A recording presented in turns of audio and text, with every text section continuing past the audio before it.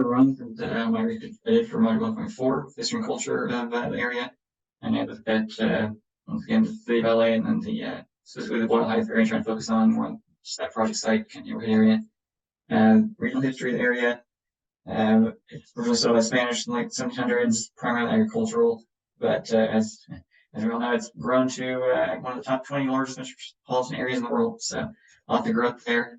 Specifically in the Boyle Heights area, started by a guy named Andrew Boyle back in 1858, who started a vineyard on the site. Obviously, much different now, but it kind of slowly grew through the 1900s as the area became more urban, and then it obviously has lots of issues it's dealing with, such as income inequality, poverty, and crime. So it's definitely got some things that we can improve on there. The climate geography of the site, it's generally going to be kind of a dry, hot summer and cool, rainy winter, and generally anywhere from 49 to 85 degrees. So pretty temperate there. And the basic economic overview is that LA as a whole is there's a lot of money that goes through LA, but unfortunately, not a lot of it goes through the Boyle Heights area. The median annual income for people in this area is somewhere between 25 and 30, maybe 35 on a good day, but it's pretty low as far as California goes and as far as the US goes as well. Here's the diagrammatic map I put together for that, just kind of show what that looks like. So the Boyle Heights area, you can see, is right around about 25.1 K for that median income. Whereas when people think of more of the Hollywood or LA as kind of the rich area, really it's really only over kind of my Studio City area, Hollywood Hills area, and that's where you get a lot higher median incomes. And then obviously just right in downtown, there's kind of a center there. And there's a lot of issues with politics and policies that are related to a lot of the issues in the area, and empty promises and things like that. Part of the issue is they're all complicated issues, so they do take a lot of work and a lot of trying to work things out, work together with people, and so it doesn't make sense why some of these things are kind of a constant issue. The demographics of the area, I found it was pretty interesting actually. There, LA Times estimated that there's, I think it's 94% of the residents were of Latino descent, so that's almost 100%. So obviously that culture is going to be very strong in the area, and anything we can do in our project to kind of connect to that, I'm sure it would be a great way to go. The built environment, it's a whole lot of single family homes mostly, or some of our buildings, duplexes, fourplexes, and then there's really not very many residential opportunities in our specific site. The transportation and mobility plan that LA's come up with, this Mobility Plan 2035, they basically have the goal of improving all their transportation by 2035. There's been a little bit of headway. There are some recent developments and things nearby the site. They've done with, I guess, the 403, there's Sunset Bridge, and then trying to just connect more of the city to this easier access public transit. But there hasn't really been a ton of progress, and hopefully they're going to move a little bit more on that, especially in our project plan area. The zoning for the site is really mostly commercial, and just kind of a little pocket of residential. So obviously we're going to have to be looking at how to deal with that. Here's another just quick map of that just to show it's really not that much that is residential at the moment. As far as the housing situation goes currently, because most of it is commercial, there's really only found 3 current listings for homes that were for sale, and they were all far outside of the average median income for a resident in the area. Same kind of situation with the rent, not that many locations in the project site, and then also fairly high on the prices as well. It's not very affordable.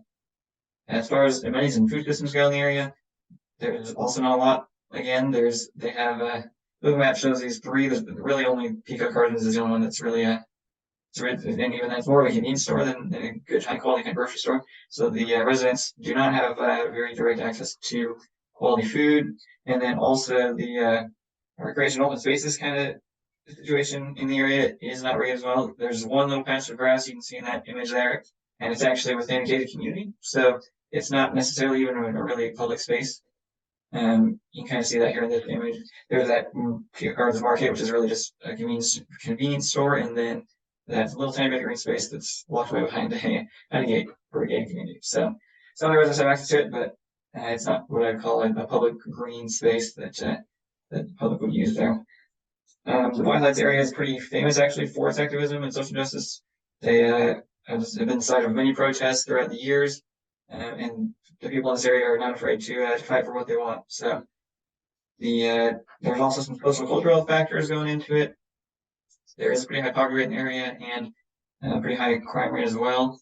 And when we're designing these buildings that we'd be putting in here, we need to be looking at lots of factors. Is there any kind of historical preservation we could include, and obviously environmental sustainability, things like that, and then conservation and heritage. There's honestly most of the site is pretty much kind of warehouse style commercial buildings.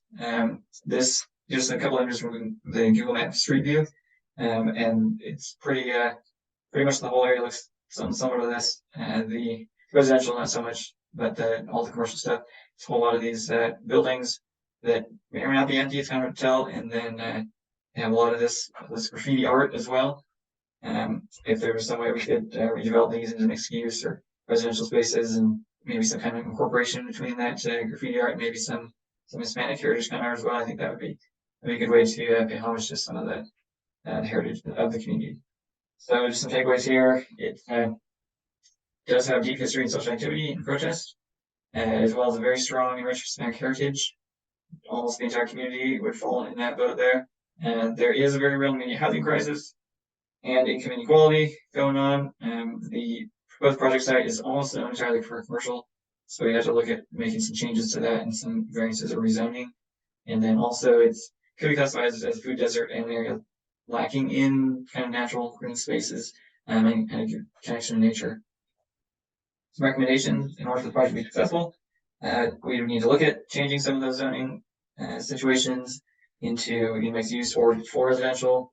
If there's any kind of vacant buildings or empty spaces, we should look at either repurposing those or removing those to maybe put in some green spaces and a little more connection to nature. We will be doing some renovations on the LA River, so hopefully that maybe that can incorporate some of that green space as well. We should try and focus on relating to the rich Hispanic heritage in the area, and then also we should be looking at trying to incorporate more in grocery stores and more the high quality food, whether that's farmers markets or public gardens, just so people have better access to good high quality food there.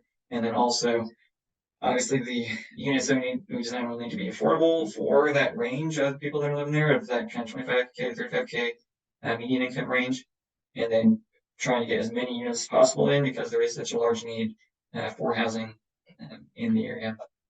Then here's my questions. So thanks for taking a look.